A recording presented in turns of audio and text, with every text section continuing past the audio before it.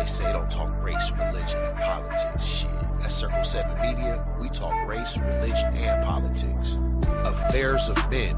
It's the CNN of hip-hop, where we talk politics, news, and all things that are relevant to young black hip-hop America. Battle Rap 7, where is the post-game talk show on Caffeine, where you can call in and discuss the rap battle you just seen. Both shows air exclusively on Caffeine at 7 p.m. every night. That's every night, Pacific Standard Time. Thank you for calling Circle 7 Media. What's your name and where you from?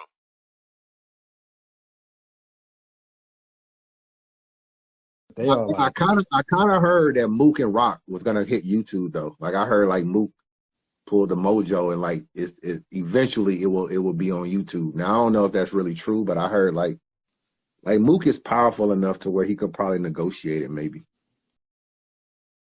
YouTube is the third last welcome. At A14, meet X20.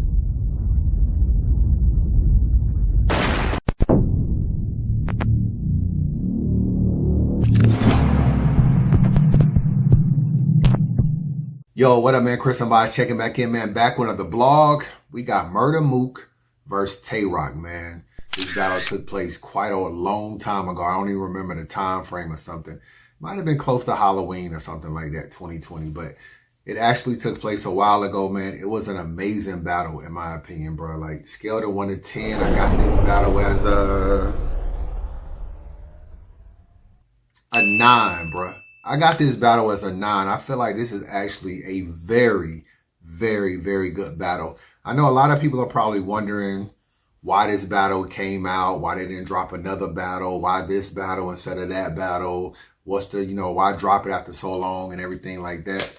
And I'm going to answer that question. I had a talk with Mook and I told Mook and I said, I don't understand how you weren't able to negotiate your battle being out on YouTube. I was talking to him and it spun off from a conversation I had earlier with Mickey saying, do you feel like the battlers can get their battles put out on YouTube after a while? And I kind of came to the conclusion that it would take someone with a lot of clout or a bunch of people teaming up to try to change the narrative as far as YouTube releases. But when I spoke to Mook recently, me and him probably had like a 45-minute conversation, man, probably like a month and a half ago. And I told him, I said, a lot of people don't like your Verb battle. A lot of people don't like your Iron Solomon battle. And obviously you battled Luck. So you got 3 battles in this era right here. You know what I'm saying? And a little bit in the past.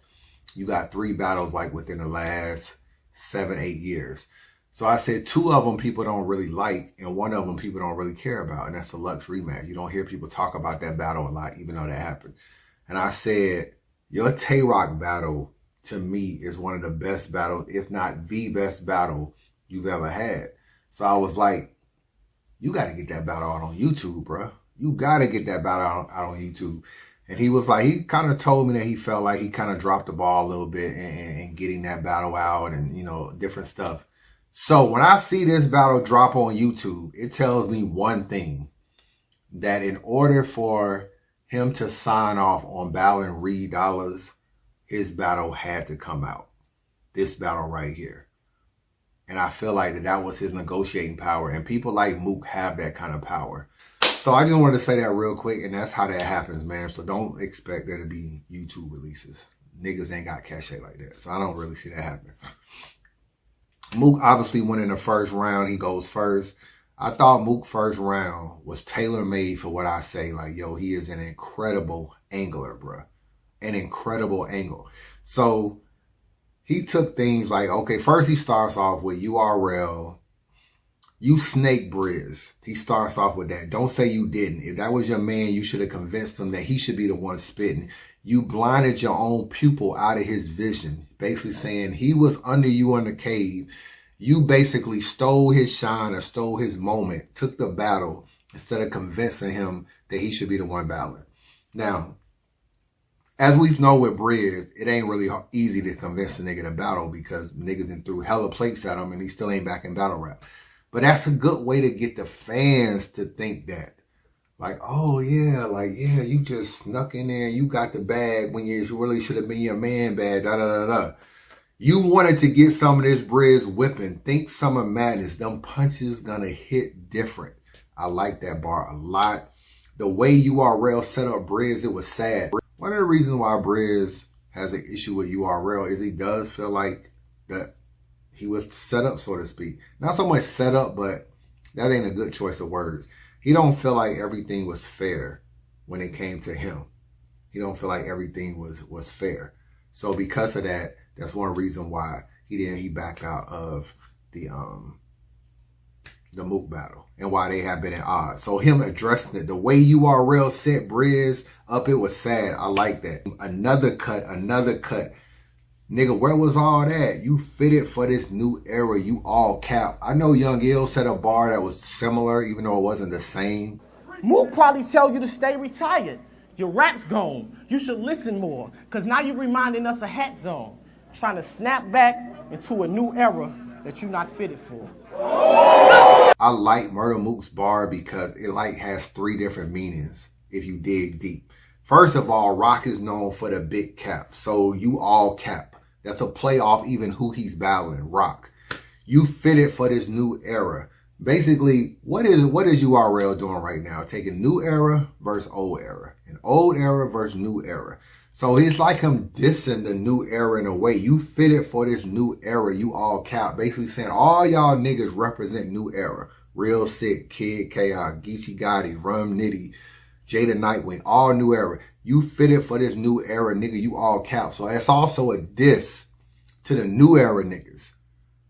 And then saying you're fitted for, like you're all cap along with them. I like that bar, even though Young Ill said something similar. I still like the way he did it. You didn't see me in a fight. That's a for sure fact. We was on stage with a brawl at. You was by the door playing the doormat. I guess you didn't want to endure that. That is crazy too. You ain't see me in the fight. That's a for sure fact.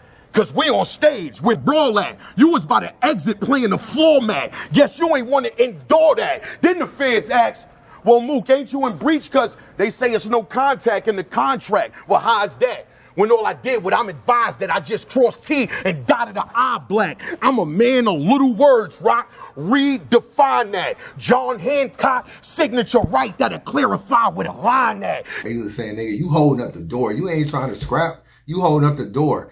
I guess you didn't want to endure that. He changes the pronunciation of endure and changes to endure to fit the scheme. I love it. I love it. I love it. You ain't in tune with the block. Nobody know a dude that you shot. The only text you shoot are blue with the dot. You just a kid that was cool, so you rocked. So whether you knew it or not, I lose props having you as a op. Oh my God, bruh. With the block. Nobody know a dude that you shot. The only text you shoot, they blue with the dots. You just a kid that was cool, so you rock. So whether you knew it or not, I lose props for having you as an op. Pork chop. It's subtle bars like this that are heavy. These are heavy hitting bars, bruh. Basically saying you so weak. I lose props even having you as an op. Reason why your raps tonight ain't gonna stack against this?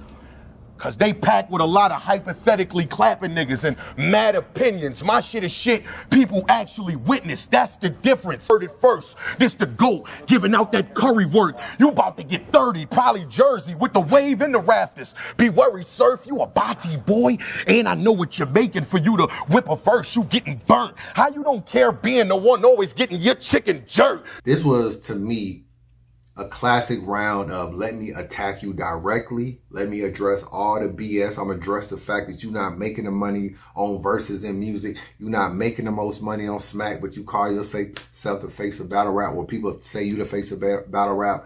You was playing the door, the floor mat. How could you endure that? Touching the Briz situation, I felt like everything was something that you could believe. Even if the truth was somewhat stretched in a lot of this, it's what you can believe. It's not like imaginary gun bars. It's like, yo, I'm really going to attack you. Mook first round, classic, bruh. Bottom of the first, man, Tay Roc. I felt like there's a narrative, man, that Tay Roc didn't really have a good battle, even if you got Mook winning this battle. I think Tay Roc has been, when it comes to these two battles, and I'm talking about this battle right here, and I think the one that happened before then, which was Daylight. I feel like those are two of some of the great Tay Rocs we've seen. You know what I'm saying? If you don't have them winning those battles, then you got to look at the opponent and where they are in battle rap. Because Tay Roc, to me, didn't give you anything that Tay Roc don't give you. I felt like Tay Roc was Tay Roc. If Tay Roc doesn't beat Daylight, it's not because Tay Roc wasn't good. It's maybe because Daylight is at a higher level lyrically and he ends up winning the battle. But I think when you look at Tay Roc, I didn't like the narrative of people saying like, yo, I feel like you lost to Daylight, you lost to Mook, like you 0-2, like you haven't been.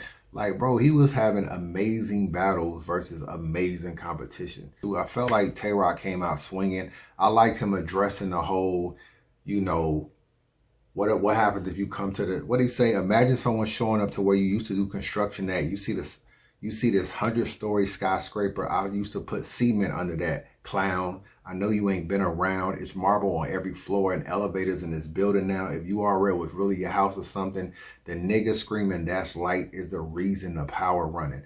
That bar is crazy to me. I definitely like that bar. I feel like it's a good way to say like, yo, you coming at me talking about what you was saying in the first round. I'm letting you know I've been here and I've been around. I was rocking with that.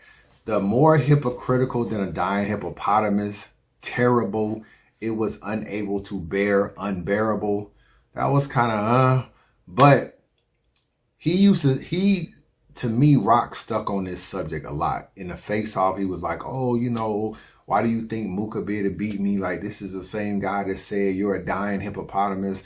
So it's like he doesn't have bars. He's stuck on it a lot. Go ahead. I said I write my raps. Right.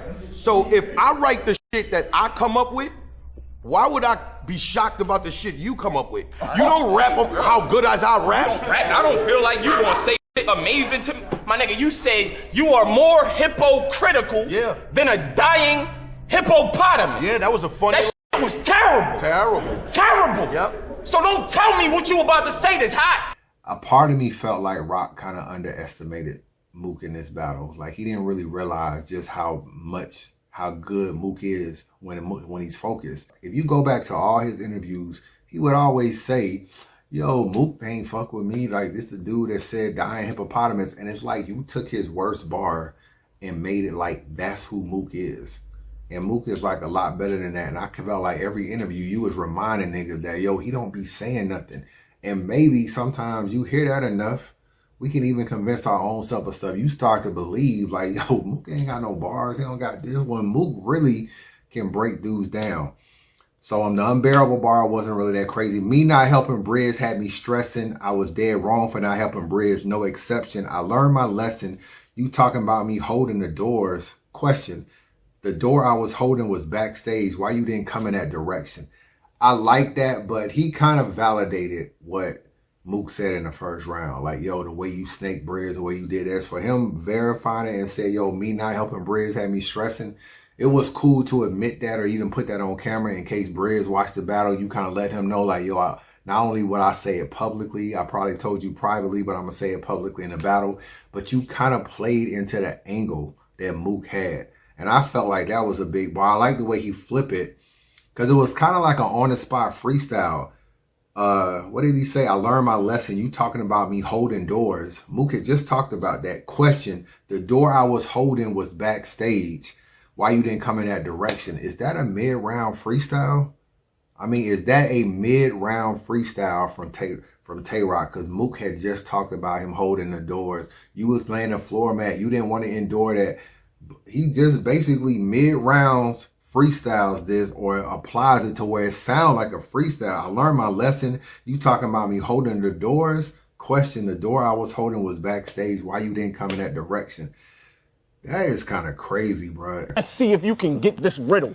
My expert opinion, you shouldn't be having and giggles with a nigga that pistol whipped you. Shit is simple. Nigga split your temple, something detrimental. Nigga left Murda beat. He killed an instrumental.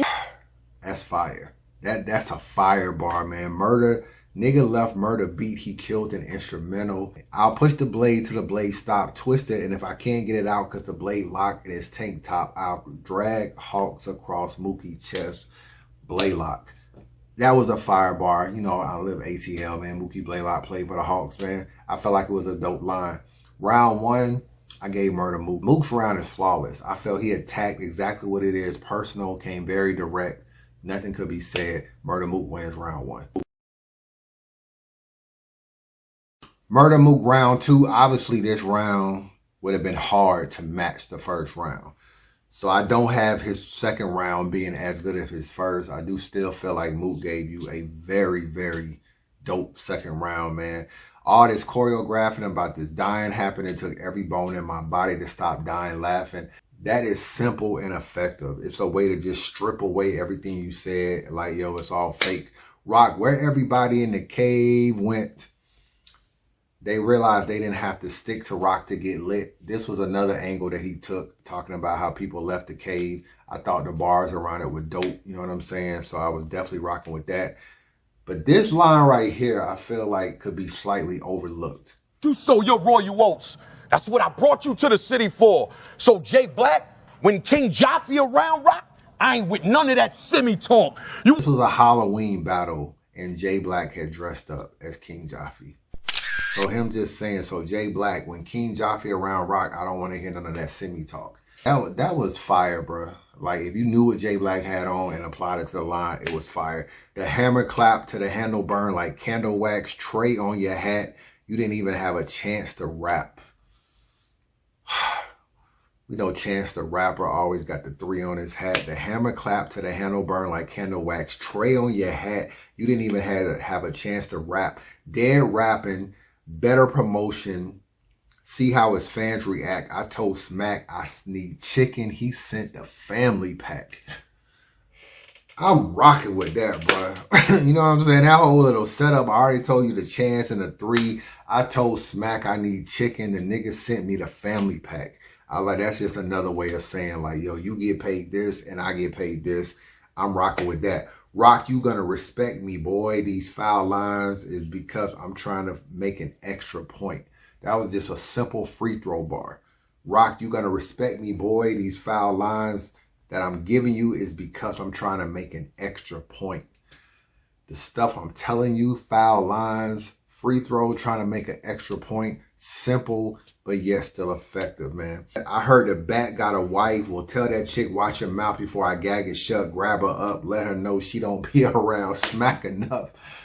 Yo, I'm rocking with that too. That's just like some pimp stuff to say. You know what I'm saying? Like, yo, I heard you got a wife. Grab her up, you know, grab her up, shut her up, make her know she don't be around smack enough. Rocking with that, man. One thing I didn't like, the spread and ego part. The little part where he was talking about spread ego and he threw Official under the bus and said, you know, sorry, Official, whatever. Official came out and said she, you know, Mook is capping, you know what I'm saying, about that whole situation. But just, you know, spread open. I mean, if you're going to make an accusation like that, you got to have some proof, some pictures, some text messages, something needs to have been hit the internet to kind of co-sign that, or it just comes off as just like an outrageous angle. You know what I'm saying? So I wasn't really feeling that much. The Paul Bear, being Paul Bear for Paul Bear, that was okay. It wasn't crazy. You know what I'm saying? It was okay. I felt like Mook had still a very good second round, all things considered. Tay Roc second round, man. I like his second round a lot better than his first. I thought his second round was actually pretty tough, to keep it real with you. Roc been here for eternity. This blade for emergency. I'll do a surgery perfectly, cut vertically, catch a newborn inside a nursery, bury him. Your seed will be the first planet, Mercury. I like that. Roc has some nice bars in here, man. If your niggas ask how I've been, then this is what I might say. You seen my last battle. I had a great day playing out the whole daylight battle.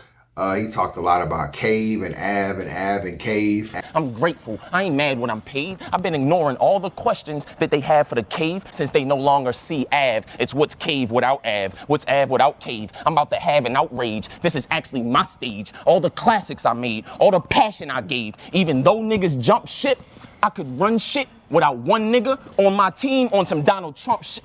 I know you a corn. You easily offend me. I see you bugging. You got white chicks calling you nigga. And you ain't even fucking. You thought that swing was meaning something. You gonna end up like Kane at the end of that movie, Alina Cousin. I'm not the one you should piss off. I will get Smurda set up in that small room jigsaw. Like that a lot. Big Mac, Tucker Lithia, and Bucket headshot leave Murda in the hood. I know what you did last summer. I like that. Stopping me, shit, I would be amazed. They say when you face murder, it's scary, but I'm not even afraid. That's where the shit stop. You gotta see the cave. Facts of life. Only way you skip and rock is if you see the wave. Only way you skip and rock is if you see the wave. Only way you skipping me is if you see surf. He talked a lot about people in his class that would smoke Mook. K-Shine would F you up. But first, you all mine, because if Smack will look like Puffy if he even attempt murder on Shine. This second round is real debatable, man. I feel like it's Murda Mook to me stepped down in the second from his first, and Roc stepped up in the second from his first. And I feel like this is pretty much a toss-up, man.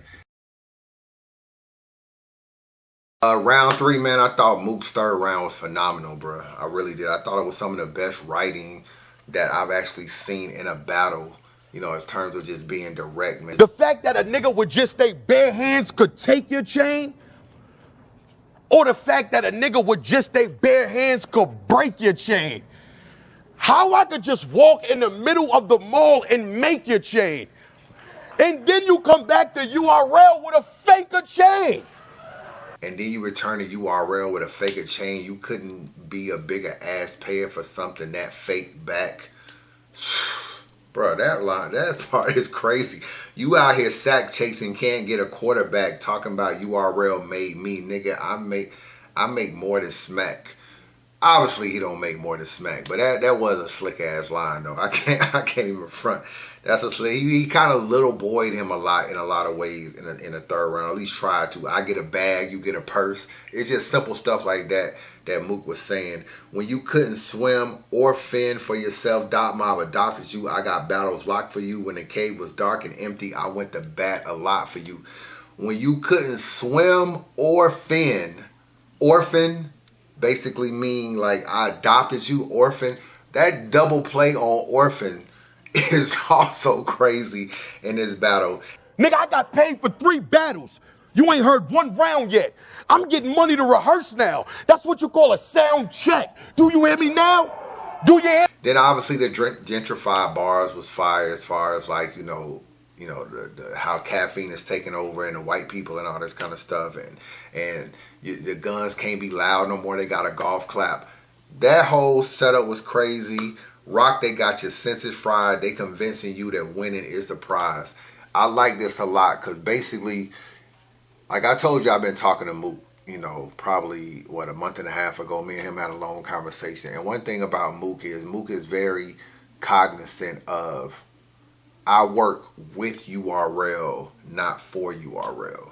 And a lot of people look at URL like, yo, I battle for them, or I work for them, or they're my bosses, or they're my employers.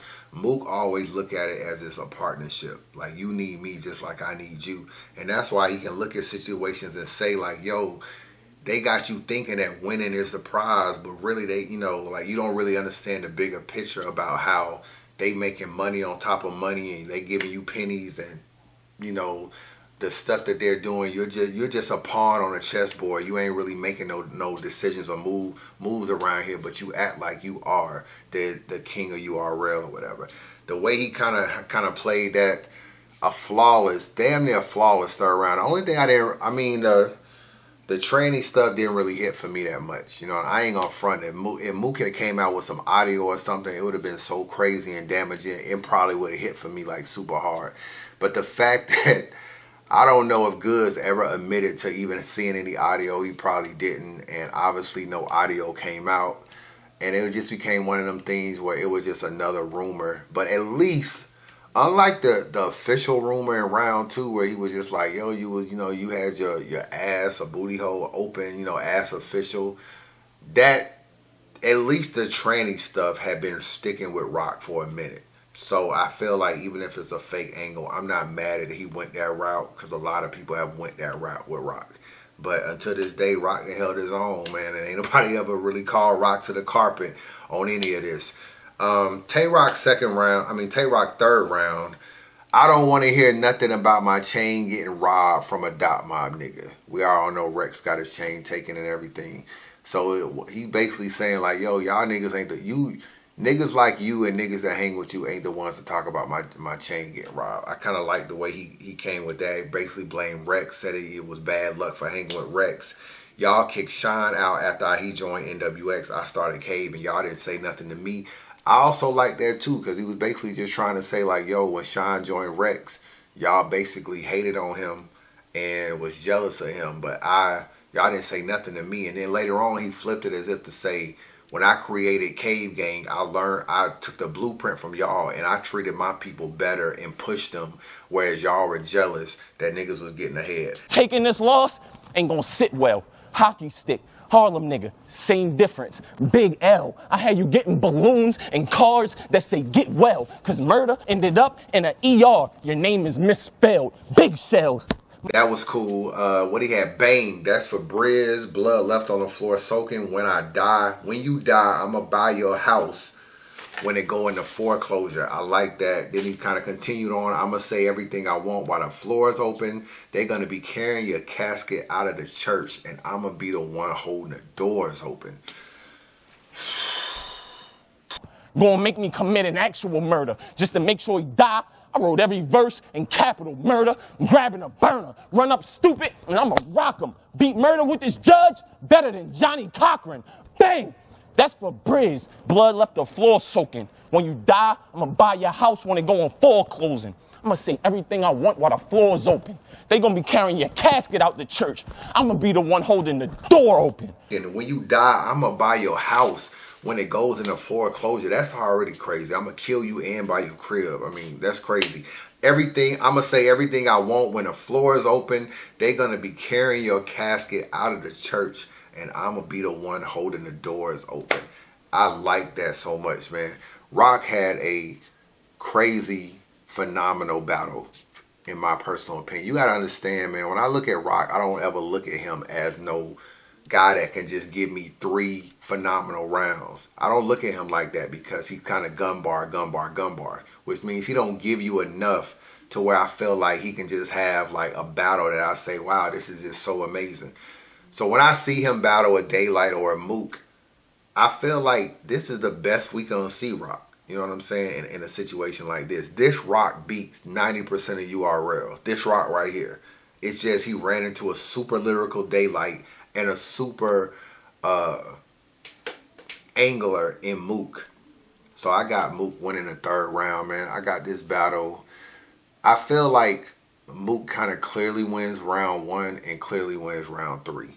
You know what I'm saying? If it's not clearly, it's not really like an edge. I feel like he definitely won the round. I ain't gonna say he bodied the nigga in a round. The 2nd round can go either way. I'm not mad at a 2-1 Mook and giving Roc that second. Roc's 2nd round is really, really good. His 3rd round is crazy, bro. That they gonna be carrying a casket out of the church. I'm gonna be one holding the doors open. That beats most of URL. But it's just the stuff Mook said in his 3rd round, bro. You sit anybody in front of him probably, and Mook and Roc is beating these niggas. And I felt that way even with the Daylight battle. I looked at his material he had for Daylight. I said his material is beating 90% of URL. He just ran into 2 killers, and I feel like Mook clearly beat him, bro. Subscribe to the channel, man. Thanks for the support. Holla at your boy. You two is the 3rd and last 50. Welcome. At 814, meet X20.